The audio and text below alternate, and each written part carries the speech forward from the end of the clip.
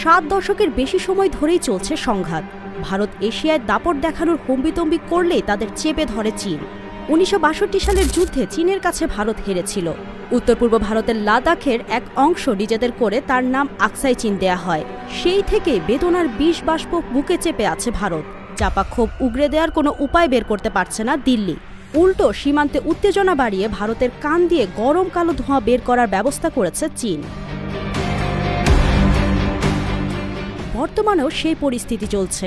আবারও লাদাখ সীমান্তে ভারতকে চেপে ধরতে তোড়জোড় শুরু করেছে শি জিনপিং এর ড্রাগন বাহিনী। সম্প্রতি লাদাখের লাইন অব অ্যাকচুয়াল কন্ট্রোল ঘিরে বড়সড় সামরিক মহড়া চালিয়েছে বেইজিং। এই মহড়াকে নিছক ছেলে খেলা বা কেবল নিয়মিত অনুশীলন বলে মানতে পারছে না নরেন্দ্র মোদীর সরকার। প্রতিরক্ষা বিশেষজ্ঞরাও একে ভিন্ন চোখেই দেখছেন। চীনের পিপলস লিবারেশন আর্মি যুদ্ধের সময় দ্রুত রণাঙ্গনে সেনাদের কাছে গোলা বারুদ আর রসদ পৌঁছে দেওয়ার মহড়া সেরে নিয়েছে তড়িৎ গতিতে। মহড়ায় উঁচু পাহাড়ি এলাকায় কি করে যুদ্ধের সময় টিকে থাকতে হয় সেই কৌশলের উপরই বেশি জোর দেওয়া হয়েছে। সেই সাথে খাড়াই ভূখণ্ডে চড়াই উতরাই পেরিয়ে যানবাহন চালানোর চর্চাও করেছে তারা। প্রতিরক্ষা বিশেষজ্ঞরা মনে করছেন লাদাখের উঁচু পাহাড়ি এলাকায় মহড়া চালিয়ে হিমালয় অঞ্চলের লড়াইয়ে নিজেদের আরও পোক্ত করে নিয়েছে চীনা বাহিনী। এই মহড়ায় যে চ্যালেঞ্জের মুখে পড়েছে সেগুলোই ভবিষ্যতে ঠিক করে নিতে চায় শি জিনপিংয়ের দেশ। এই খবরেই ভারতের কপালে দুশ্চিন্তার ভাঁজ পড়েছে।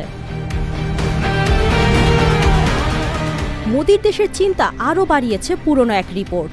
মার্কিন প্রতিরক্ষা দপ্তর পেন্টাগনের সেই রিপোর্টে বলা হয়েছিল ২০২০ সালে গানওয়ান সংঘর্ষের পর লাদাখ অঞ্চলে সেনার সংখ্যা মোটেই কমায়নি বেইজিং, বরং লাদাখ থেকে অরুণাচল পর্যন্ত প্রায় ৩৫০০ কিলোমিটার সীমান্ত জুড়ে ১,২০,০০০-এরও বেশি সেনা মোতায়েন করে রাখা হয়েছে। কেবল সেনা নয়, ভারতকে ধসিয়ে দেওয়ার মতো সমর সরঞ্জামও সীমান্ত এলাকায় মজুত করে রাখা হয়েছে।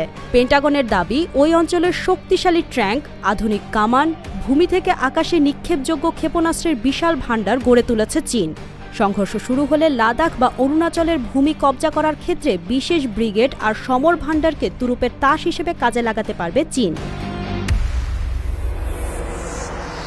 পেন্টাগন আরও গা শিউরে ওঠা খবর দিয়েছে। দূরপাল্লার আন্তঃমহাদেশীয় ব্যালিস্টিক ক্ষেপণাস্ত্রের সংখ্যাও ক্রমান্বয়ে বাড়িয়ে চলেছে চীন। পরমাণু অস্ত্রের হামলা চালানোর ক্ষেত্রেও প্রস্তুতি আছে ড্রাগন সেনাদের। নতুন নতুন সামরিক প্রযুক্তিতে বিশেষ নজর দেয়া হচ্ছে। মোদির কপালের সেই ভাঁজ আরও চওড়া করেছে যুক্তরাষ্ট্রের ক্ষমতায় বসতে যাওয়া ডোনাল্ড ট্রাম্প। তিনি এরই মধ্যে চীনের প্রেসিডেন্ট শি জিনপিং এর সাথে ফোনে কথা বলেছেন, দিয়েছেন দুই দেশ এক হয়ে বিশ্ব শান্তি রক্ষার কাজ করারও বার্তা। এমনকি নিজের শপথ অনুষ্ঠানেও জিনপিংকে দাওয়াত দিয়েছিলেন তিনি। বিপরীতে এবার ট্রাম্পের কাছে পাত্তা পাচ্ছে না মোদি। শপথ অনুষ্ঠানে তিনি মোদিকে দাওয়াত দেননি। মনে করা হচ্ছে আগের আমলের বন্ধু মোদিকে এবার আর আমলে নেবেন না ট্রাম্প।